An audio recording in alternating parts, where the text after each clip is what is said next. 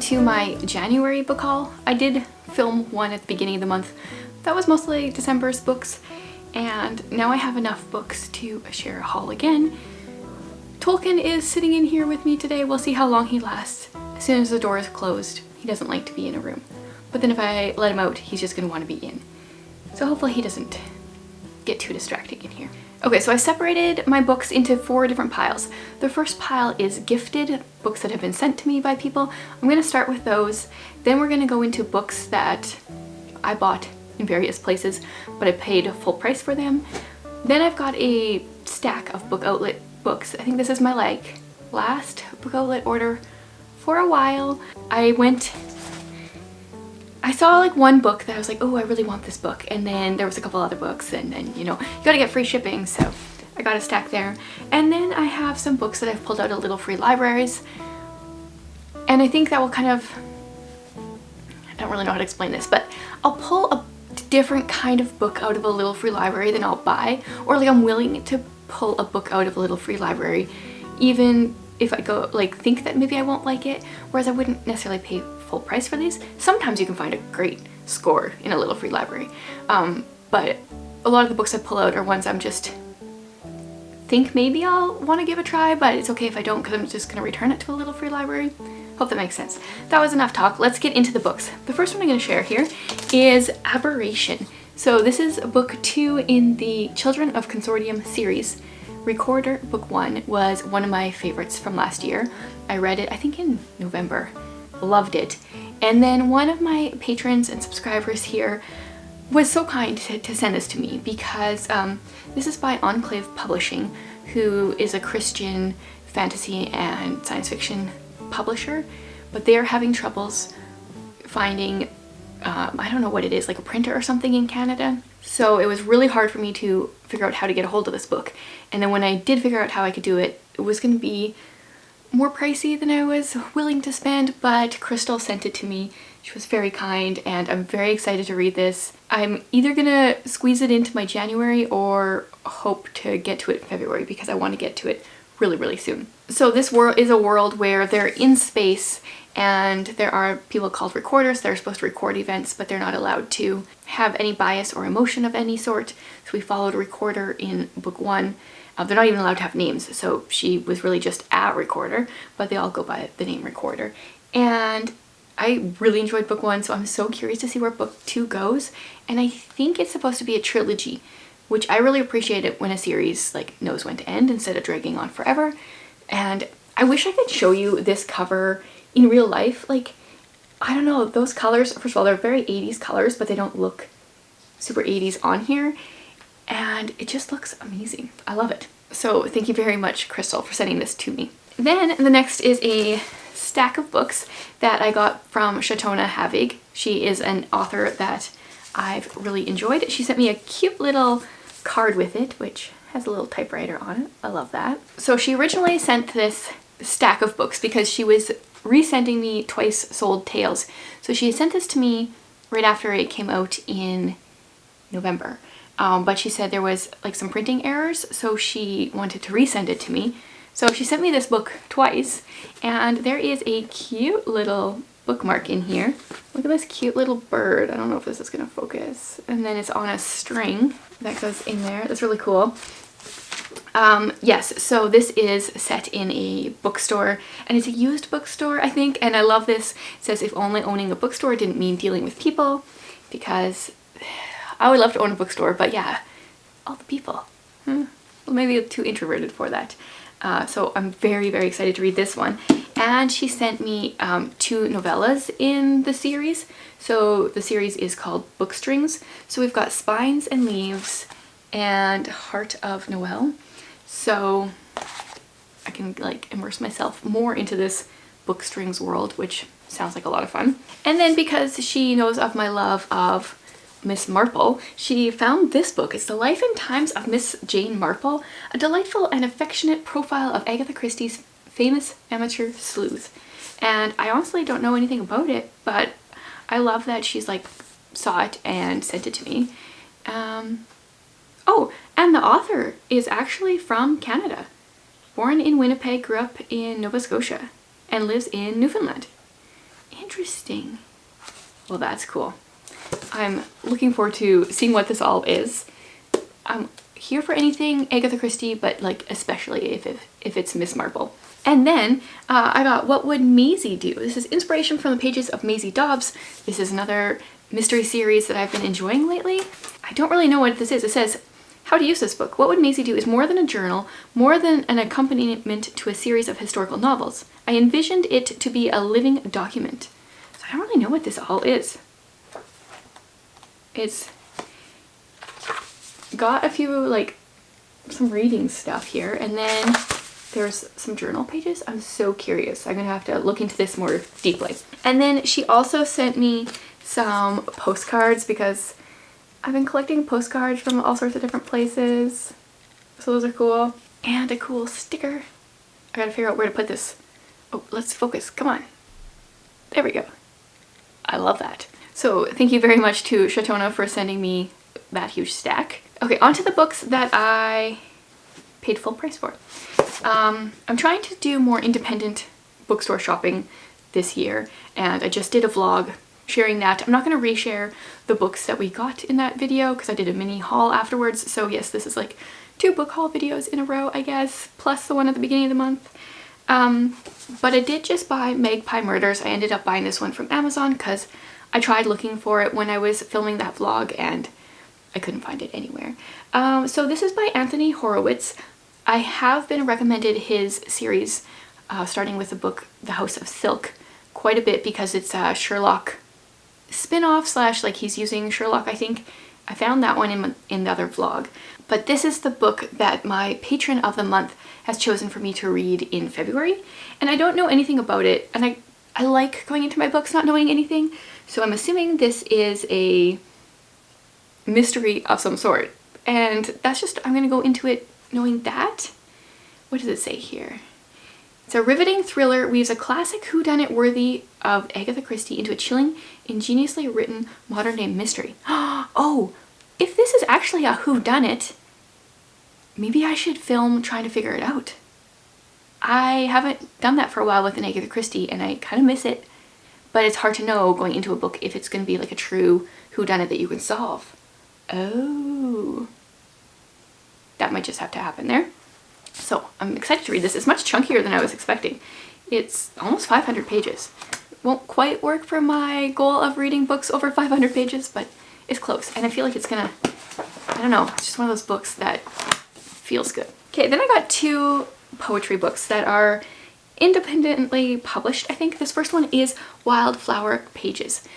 So in December, I was struggling with poetry. I was like trying so hard to find some good poets. So I eventually just went on Instagram and searched for Christian poets. And I came across Brittany Litster. Oh, it's like not even a hard name and I can't pronounce it. She shares a lot of her poetry online and I really liked it. And so I bought this book.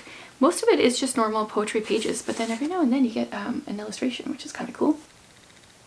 So I've had this for a couple weeks now and I haven't looked at it. I just had it on my pile to show you.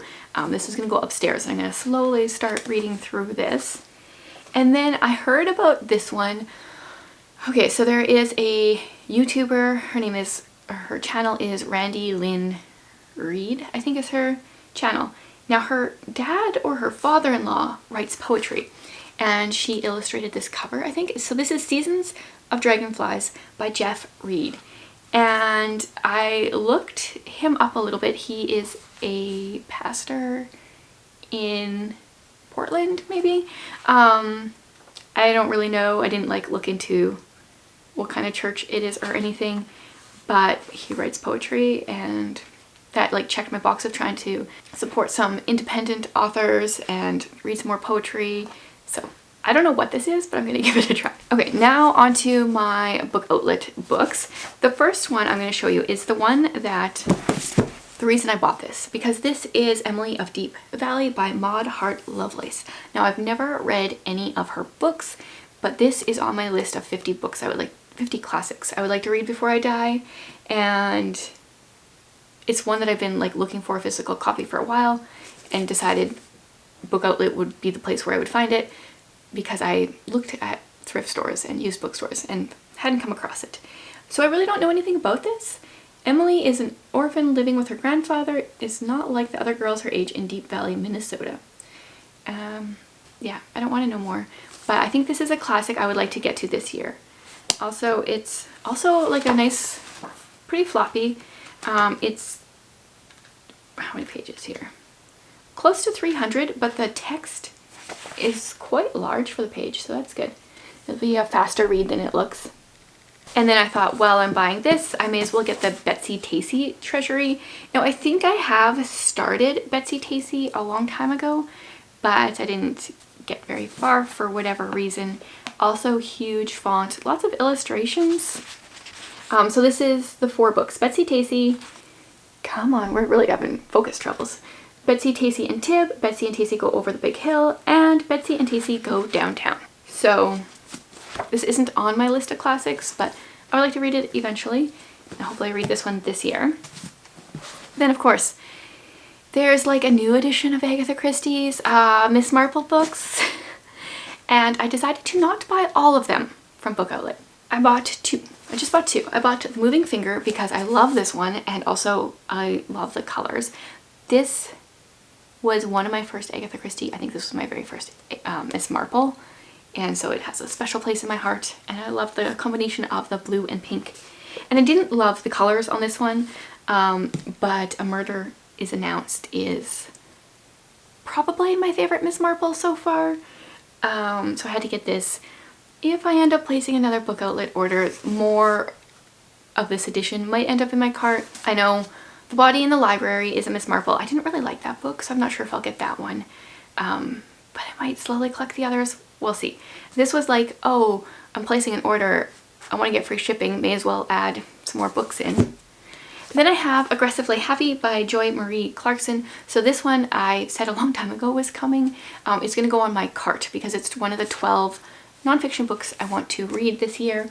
It's a realist's guide to believing in the goodness of life. I honestly have no idea really what it's about. I love Sally Clarkson, and so I thought, why not read a book from her daughter? It says, discover the way toward a lighter, braver, and wiser life. I mean, that sounds good, so we'll give it a try. The one thing is I love Sally Clarkson's writing, but I have read some of her other daughter Sarah's writing, and it's a lot more academic and kind of like dry, and you have to think harder to read it. So I'm hoping that Joy writes more like Sally and not like Sarah, but I'm gonna read this. And then, oh, another one, because, you know, free shipping. It's like if you're gonna place one order, you gotta place $35 worth. Christmas by the Book. This is by Anne Marie Ryan. I've heard pretty decent things about this book. I feel like people were reading it this last year. Of course, it came after Christmas, so I haven't read it yet. It's, oh, like bookstore, right? So I gotta give it a try. This is, Nora and Simon have run the beautiful oak-beamed bookshop in a British village for 30 years. But times are tough and the shop is under the threat of closure. This holiday season will really decide their fate. Yeah, I love books with bookstore vibes, and a Christmas book with bookstore vibes seems like that should be a winner. I hope so. Most of the people that I'm friends with on Goodreads seem to be giving it like decent ratings, so that's encouraging. Okay, now I have 4 books that I got out from Little Free Libraries. Yeah, I'm not 100% sure about these. Like I said, it's easier to take a book out of a Little Free Library and not care. I have been in the mood. I've been in the mood for a lot of different kinds of books lately, like big ones and fantasy ones. I just sent out a newsletter asking for some fantasy recommendations that are like not as intense as the Stormlight Archive.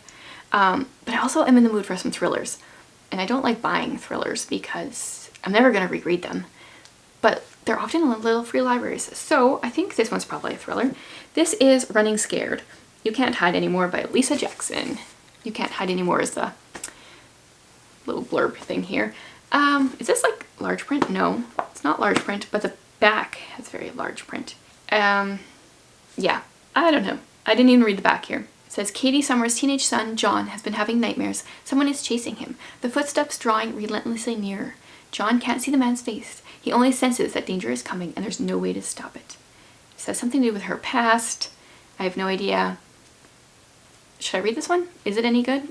I feel like she has written quite a few books. I've seen her out there, but I don't think I've ever read any. Then I saw this book, 8 Ghosts. This is the English Heritage Book of New Ghost Stories. So I think these are like ghost stories set in England. Yeah, from medieval castles to a Cold War nuclear bunker. Immersed in the past and chilled by rumors of hauntings, they channeled their darker imagings into a series of extraordinary new ghost stories. I just thought this might be like an interesting book for October, like eerie English countryside stories is kind of what I was thinking. No idea. Then we've got The Last House Guest, and for a minute my brain was like, oh, I wanted to read that one, but no, I'm just like The Overnight Guest. What's with like them having the same words in the title? This is Megan Miranda. I did pick up, I think All the Missing Girls was in a little free library once, and I picked it up. Then I think I brought it to a different one because I ended up not reading it. So I've never read one of her books, I don't think. This is really cool though because it's got like rain on the cover and it's actually textured. Like those are actually bumps. That's really neat. It just says, don't overstay your welcome.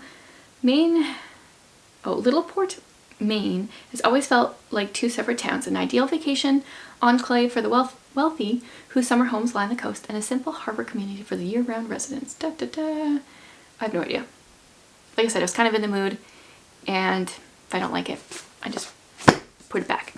And then there's this one, which has an anti-buzzword for me, and that's magic realism in it. But Alice Hoffman's The World That We Knew. Yeah, I was wanting to, it's like sometimes I just want to swap out books anyway, so I had a book I wanted to get rid of. This was the best sounding one in that little free library. I've never read an Alice Hoffman, but this one does sound interesting. But magic realism, every book that I've ever tried that has had it in it, I don't like it. But maybe there's a book out there that I will like it. If you have a suggestion, maybe let me know. But this is In Berlin, 1941, during humanity's darkest hour. Okay, skimming. At the time when the world changed, Hannah knows she must send her 12-year-old daughter away to save her from the Nazis. She finds a way to a renowned rabbi, but it's his daughter, Eddie, who offers hope of salvation when she creates a mystical Jewish creature, a rare and unusual golem, who is sworn to protect Hannah's daughter. Sounds like it could be an interesting book, but we'll see. I was kind of thinking, it's because of the word golem, it made me think of the book Sweep by Jonathan Auxier. So I guess I think of that more of like historical fiction fantasy. So maybe if I like think of this in that vein, I'll like it. I have no idea. I would love to hear your predictions on, or like if you guys have read any of these little free library books that I got. Because, I don't know. Not really sure what to think about them. So there you have it. There's my book haul of books like I'm really excited about and books that I'm not so sure about. But let me know if there's any in here that seem exciting to you, or if you have any book recommendations for me. Thanks so much for being here, guys.